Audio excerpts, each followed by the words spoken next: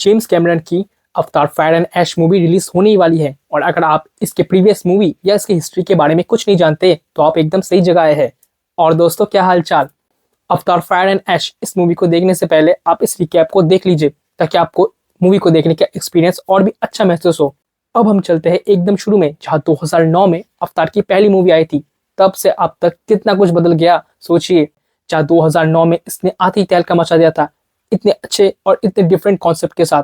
Okay, अब हम इसकी स्टोरी के बारे में अगर बात करें तो इंसान अपने प्लैनेट को छोड़ के दूसरे प्लैनेट पे जाने की सोच रहे होते हैं क्योंकि रिसोर्स लगभग खत्म होने वाले थे। तो वो आ जाते हैं पेंडोरा में, एक ऐसा प्लैनेट जहां उनके खुद के जीव है और वहां पे उन्हें आके एक बहुत ही कीमती मटेरियल मिलता है जिसके कारण वो वहां पे माइनिंग करना शुरू कर देते हैं। अब यहाँ के जो साइंटिस्ट है वो कुछ इंटरेस्टिंग इन्वेंट करते हैं जहाँ जो पेंडोरा के लोग होते हैं उन्हें नावी कहते हैं। अब इंसान कुछ ऐसा बना देता है जिससे वो नावी के बीच में घुल मिल सकते हैं।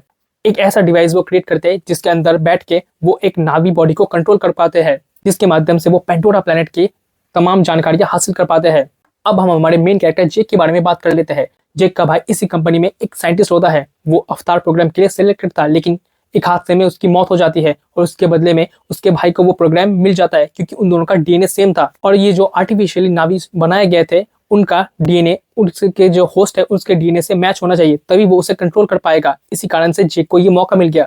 अब जेक उन लोगों के बीच में घुल मिल रहा था और इस प्लैनेट के बारे में, इन चीजों के बारे में इंफॉर्मेशन गैदर कर रहा था। और ऐसे ही करते करते उसे एक नावी से प्यार हो जाता है और उसके बाद वो उसके साथ घुल मिलता है और उसके लोगों के बारे में, उस प्लैनेट के बारे में, सभी चीजों के बारे में सीखता है। जहाँ वो ये भी देखता है कि एक जंगल की देवी भी होती है जिसे एवा कहते हैं। और उसके कनेक्ट होते ही वो सब सच जान जाता है कि इंसान की जो नीयत है वो पेंडोरा को लेके खराब है। और उसके बाद वो नाविक की तरफ से खड़ा हो जाता है और नाविक को इंसान के साथ जो जंग शुरू हो जाती है उसे जीतने में मदद करता है। और इन सभी को लीड कर रहा होता है कर्नल, जहाँ पे कर्नल आखिर में आके मर जाता है और जेक भी बहुत घायल हो जाता है। लेकिन एवा की मदद से जेक अपने इंसानी शरीर को छोड़ के परमानेंटली जो नावी शरीर है वहां पे आके बस जाता है और वो नावियों के बीच में घुल मिल के अच्छे से रहना शुरू कर देता है। जहां अवतार मूवी यहीं पे कंप्लीट हो जाती है। अब चलते हैं इसके दूसरे पार्ट में, जहां अवतार वे ऑफ वाटर मूवी शुरू होती है। अब हमें दिखाया जाता है कि 15 साल बीत चुका है और जेक अपनी फैमिली को लेकर खुश है। जहाँ जेक के 2 बेटे और 2 बेटी होती है और उसमें से एक बेटी एडॉप्टेड होती है जिसके पास किसी तरीके से एवा से कनेक्ट करने की पावर होती है। और इस टाइम पीरियड के बाद हम ये देखते हैं कि जो कर्नल होता है उसे फिर से साइंटिस्ट रिक्रिएट करते हैं, एक नावी शरीर बनाते हैं और उसका जो पूरा ब्रेन का डेटा है वो उसमें ट्रांसफर कर देते हैं। तो मान लीजिए फिर से एक तरीके से वो जिंदा हो गए। अब उनका मिशन फिर से वही होता है, लेकिन जब वो इस बार लौटते हैं तो पहले वो एक मटेरियल के पीछे पड़े थे, लेकिन इस बार वो एक खास चीज के पीछे पड़े होते हैं। जहां हम इस पेंडोरा प्लैनेट पे व्हेल जैसी मछली को देखते हैं जिसे टुलकुन्स कहा जाता है। उनके अंदर से एक ऑयल मिलता है जो कि इंसानों की एजिंग को कंट्रोल करने में मदद करता है। तो इस चीजों को वो पाने के लिए बहुत हद तक गिर जाते हैं। अब हम इस दौरान ये देखते हैं कि जब कर्नल लौट आता है तो जेक अपने फैमिली को लेके अपने ट्राइब से निकल जाता है क्योंकि वो नहीं चाहता कि उसकी वजह से और भी ज्यादा जंग हो। और वो जाके पहुंचते हैं वाटर ट्राइब वाले लोगों के पास जहाँ वो उनकी हेल्प से चुप के रहना चाहते थे।